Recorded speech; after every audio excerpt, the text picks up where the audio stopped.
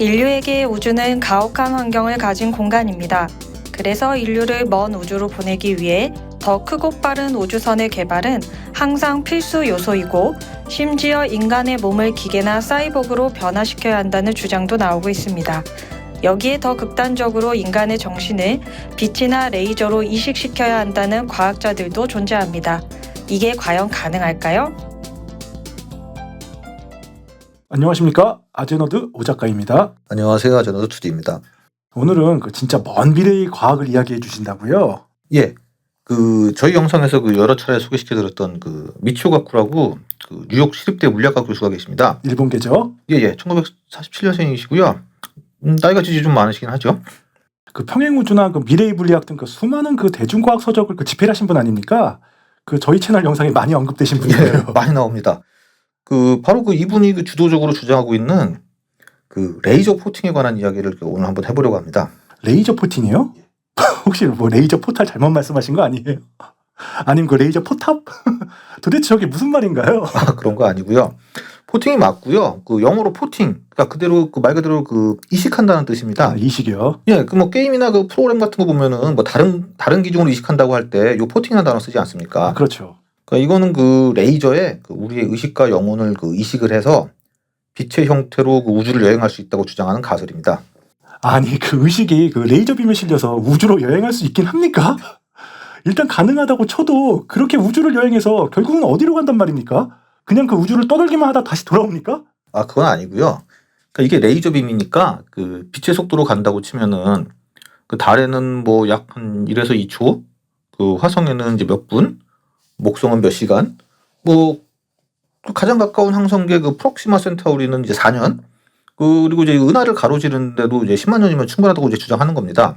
그러니까요. 빠른 건 알겠는데 빛의 속도에 가까우니까 달이나 화성에 몇 초, 몇 분 안에 도달한다고 치더라도 가서 뭘 어떻게 한단 말입니까? 그러니까 이게 목표 행성에 도달하게 되면은 레이저 빔이 저장된 우리의 정보와 의식 이게 포팅된다고 그러지 않았습니까? 그렇죠. 그러면 목표 행성에 거기에 미리 가 있는 아바타 로봇에 이게 다운로드 되고, 아시다시피 이런 로봇 아바타들은 행성에 있는 대기 보면 독성 물질도 있을 수 있고, 또 행성은 중력이 지구랑 달라서 더 세거나 더 낮을 수도 있지 않습니까? 그렇죠.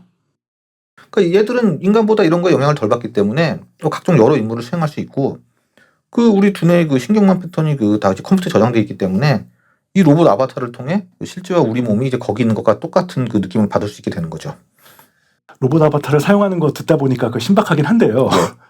그래도 뭔가 복잡해 보이는데 차라리 아바타 물의 길에 나오는 그런 방식대로 차라리 우리 데이터를 마인드 업로딩해서 직접 외계 행성으로 가져가는 게 더 나은 방법 아닐까요?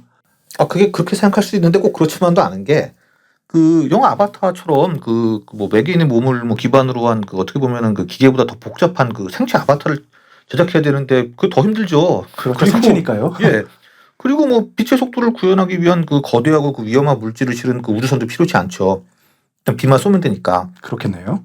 그러니까 우주선이 직접 이동해서 마주칠 수 있는 소형성 충돌이나 우주 방사선의 위험에서 피할 수 있고 안전한 거 아닙니까? 좋습니다.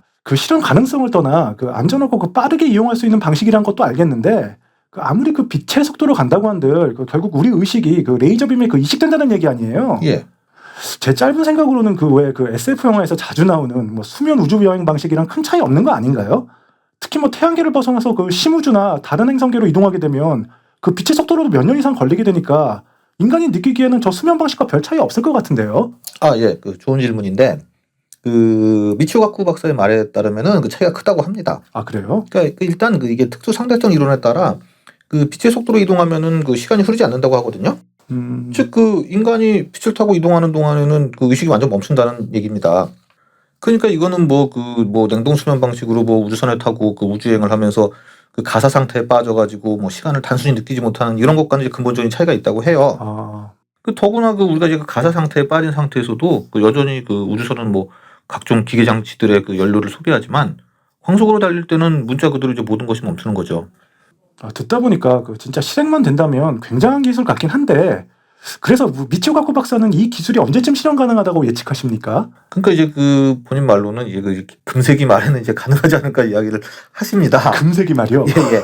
일단 금세기 말에는 우주 개발이 어느 정도 진척이 되고 로봇 기술 등도 이제 발달되면은 그 화성이나 그 태양계 내 행성부터 먼저 이 레이저 포팅을 이용한 그 우주 여행이 가능할 거라 예측을 하는 거죠.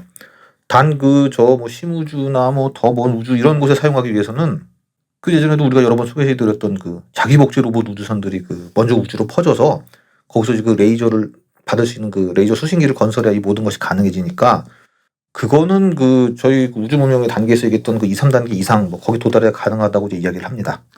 그 최종 단계에 도달하려면 결국 그 자기복제 우주 로봇이 필요하군요. 그렇죠. 그런데 의식을 레이저빔에 이식시키는 것 이것만 해도 보통 어려운 문제가 아닐 것 같은데 그것에 관한 이야기는 안 하시네요. 아무리 봐도 그 저분 미치오 가쿠 박사 그 SF 영화 너무 많이 보신 거 아니에요? 예, 물론 저 미치오 가쿠 박사가 그 어릴 때부터 그 뭐 플래시 고든 같은 뭐 이제 각종 SF나 그 히어로 장르 좋아하셨던 건 맞아요. 그리고 뭐 저희 앞서 언급했던 그 여러 저서들에도 그 SF 소설 언급 되게 많이 나옵니다. 아 그래요? 예. 그러다 보니까 이제 좀 가끔 좀 그 일반적 관점에서 보면 좀 황당하게 외실 주장을 좀 내놓을 때도 있는 건 사실이고요. 특히 그 언론과 이 레이저 포팅에 관한 인터뷰를 할 때 본인 스스로도 그런 말을 해요. 뭐 믿거나 말거나라든지 뭐 황당하게 들리시겠지만 뭐 이런 수식어를 많이 사용해가면서 인터뷰를 합니다. 그러니까요. 그만큼 그 황당한 이야기를 한 거 아닙니까? 아니 그 전 이런 거 그 SF 영화나 뭐 게임에서도 본 적이 없는 것 같아요. 아닙니다. SF 부분 이런 거 나오긴 합니다만. 그래요? 예. 뭐 그런 부분도 뭐 있지만 그렇다고 뭐 아무런 근거 없이 그냥 뭐 황당한 소리만 하는 건 아니고요. 이 가설의 이제 근본을 찾다 보면은 그 휴먼 커넥텀 프로젝트라는 것까지 거슬러 올라가요. 그러니까 이게 그 의학 분야의 프로젝트입니다만 어떻게 보면 이게 그 향후 마인드 업로딩 또는 그 이제 디지털 영생 그 이쪽 분야의 이제 기초 토대가 될 수 있는 부분이거든요. 휴먼 커넥팅 프로젝트요? 이건 뭔가요? 그 휴먼 커넥텀 프로젝트라는 거는 그 간단히 말씀드리자면은 이게 그 미국 국립보건원이 후원하는 그 5개년 단위의 프로젝트인데요. 그 건강한 인간 두뇌 내에 해부학적 및 그 기능적 연결성을 그 디지털 매핑하려는 프로젝트입니다. 디지털 매핑이요? 예. 그러니까 여기서 그 커넥톰이라는 거는 그 뇌 속에 있는 그 신경 세포들의 연결을 그 종합적으로 표현한 뇌 지도, 그러니까 일종의 그 뇌 회로 네트워크를 보시면 됩니다. 그 예전에 그 게놈 프로젝트라고 있지 않았습니까? 아 있었죠. 예, 그 뭐 DNA 염기설 그 배열을 그 데이터한 것까지 비슷한 경우라고 생각하면 되고요. 그 미치오 가쿠가 말하는 그 저 레이저빔이 이식되는 거는 그 우리의 커넥톰이라고 보시면 됩니다. 그럼 그 결국 그 레이저 포팅이라는 건 그 인간의 뇌를 그 디지털에서 기록, 즉 인간 의식을 마인드 업로딩하는 것에 그 방점이 찍힌 기술이네요. 그렇습니다. 그러니까 그 컴퓨터나 그 기계 인간의 의식을 옮기게 한다는 것을 넘어서 먼 우주 공간으로까지 이제 쏘아보낸다는 얘기니까 어찌 보면 이게 더 황당하게 들릴 수는 있죠. 그렇죠. 하지만 그 영화 토탈리코만 봐도 그 인간의 의식을 어떤 장치에 옮겨놓고 또 다시 불러오고 하지 않습니까? 어떻게 보면 그거랑 근본적으로 같은 거예요. 아 그렇게 되나요 또? 그리고 다만 사람의 신체가 아닌 그 아바타 역할의 로봇 같은 것으로 이식한다는 것이 다른 거고요. 그리고 의식을 데이터화할 수만 있다면은 뭐 이메일 전송이나 지금 뭐 파일 전송하는 거나 뭐 저 멀리 우주로 전송하는 거나 원래적으로는 같다고 할 수 있죠. 그렇다면 그 진짜 사람의 의식이나 마음을 디지털하는 것이 가능할까요? 그 제가 몇 번 말씀드린 것 같은데 그런 걸 제가 알면 여기서 오 작가님과 이런 거 만담이나 하고 있지는 않겠죠. 되게 돗자리 깔고 아니면 저기 무슨 뭐 미래 회사 차리고 그렇겠죠. 미래학자가 되셨겠죠. 그렇죠. 일단 앞에서 말씀드린 그 인간의 뇌 지도를 만드는 것부터 그 선행되어야 하는데 그 이런 프로젝트는 그 휴먼 커넥텀 프로젝트 외에도 이제 몇 가지 프로젝트가 더 있습니다. 어떤 것들이 있나요? 그중 하나가 그 실제로 그 인간 두뇌 프로젝트라고 딱 이름부터가 그 뭔가 대단해 보이는데. 예. 이거는 그 유럽 연합이 지원하는 프로젝트입니다. 그 스위스에 연구소가 있고요. 그 헨리 마크럼이라는 사람이 주도하고 있습니다. 그러니까 이 프로젝트는 그 트랜지스터를 그 뉴런 대신 이용해서 그 두뇌의 모든 특성을 이제 컴퓨터로 시뮬레이션 하겠다는 거거든요. 즉 전기에 기초하여 그 방대한 개수의 그 트랜지스터로 그 연산 능력을 극대화하는 그 사람의 뇌를 재현하려는 방식이죠.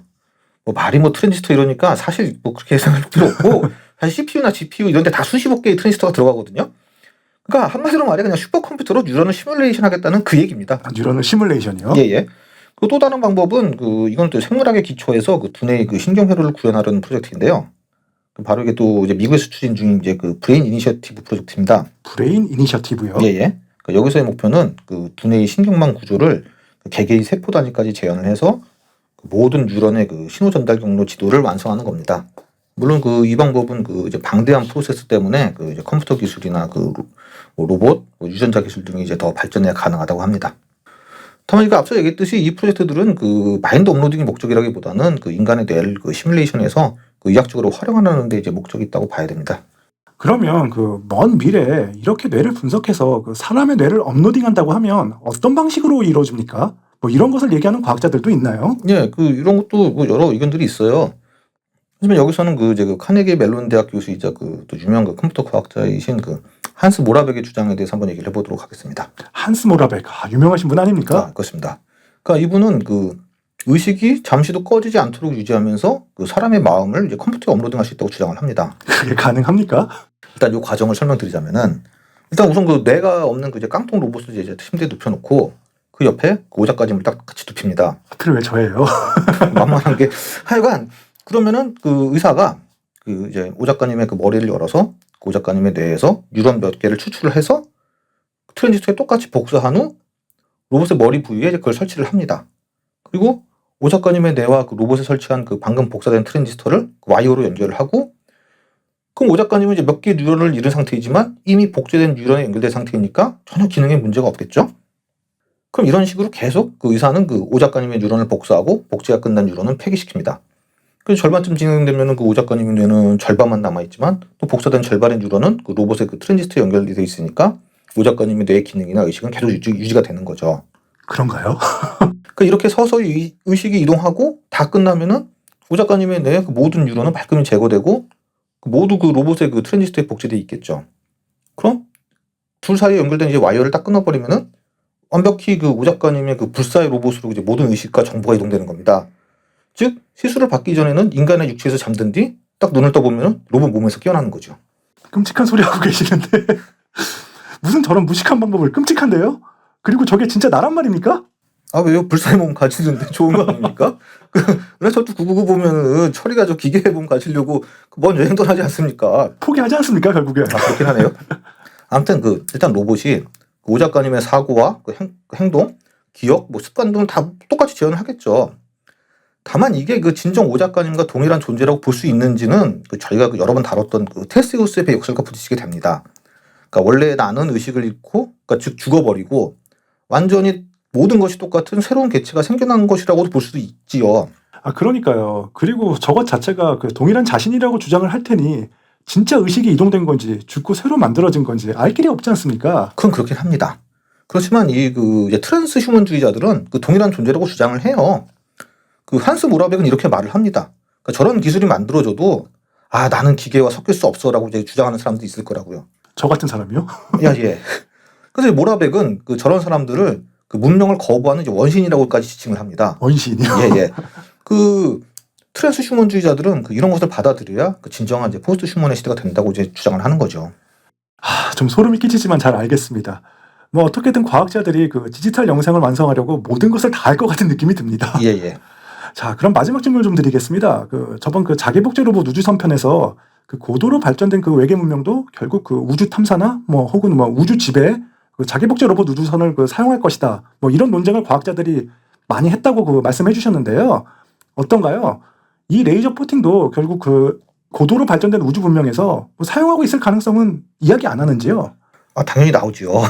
그러니까 저렇게 레이저 포팅을 이용해 발달된 외계인들이 우주를 돌아다닌다면은 우리가 쉽게 발견할 수 없다고 미치오 가쿠 박사는 주장을 하는 겁니다. 그러니까 거대한 우주 구조물이나 우주선 로봇 같은 걸 이용하지 않을 수도 있으니 더더욱 발견하기 힘들 것이라고 말이죠. 그러니까 특히 진짜 영화 아바타처럼 현지의 토착 생물을 이용한다고 하면은 더더욱 발견하기 힘들지 않겠습니까? 그렇겠죠. 그렇죠. 꼭 수신 장치인 아바타가 로봇이나 기기일 필요는 없다고 할 수도 있죠. 그럼 세띠는 전파 만환경을 외계 행성에 들이댈 게 아니라 지구로 들어오는 레이저 빔을 찾는 것이 외계인 발견에 더 도움이 되지 않을까요? 그렇다고 할 수 있죠. 맨인 블랙 영화 보면은 진짜 외계인이 인간을 숙주로 해서 같이 살아가고 그런 거 나오지 않습니까? 네. 사실 세티는 과거에 비해 현재는 좀 입지가 좀 많이 흔들리고 있어요. 많이 말씀해 주셨지 않습니까? 방식이 잘못되었다고 지적하는 학자들도 굉장히 많고요.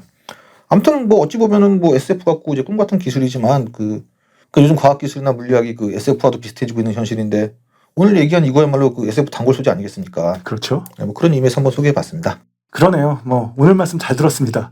오늘은 미치오 카쿠 박사가 주장하는 인간을 레이저 빔에 이식하여 우주를 여행한다는 가설인 레이저 포팅에 대해서 한번 알아봤습니다.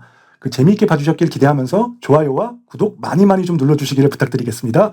시청해주셔서 감사합니다. 저희는 지금까지 아제너드였습니다. 감사합니다.